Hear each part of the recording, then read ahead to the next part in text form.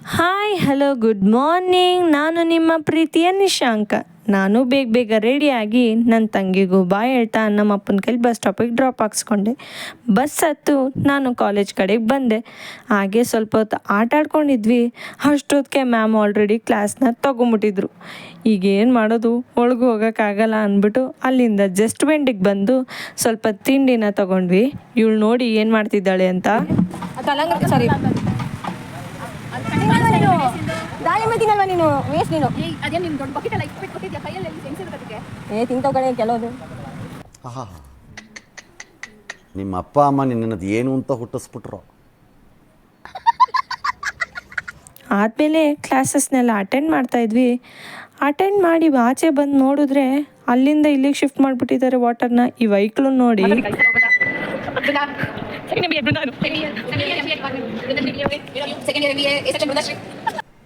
ಏನು ಅರ್ಥವೇ ಆಗ್ತಿಲ್ವೇ ಈ ಕೇಸು?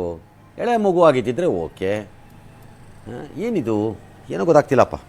ಕಾಲೇಜ್ ಮುಗಿಸ್ಕೊಂಡು ನಾನು ಮನೆ ಕಡೆ ಹೊರಟೆ. ಸ್ವಲ್ಪ ಚಾಟ್ಸ್ ತಿಂದು ರಾತ್ರಿ ಊಟನ ಮುಗಿಸಿ ಮಲ್ಕೊಂಡೆ. ಮತ್ತೆ ಸಿಗುವ ನಾಳೆ. ಬಾಯ್.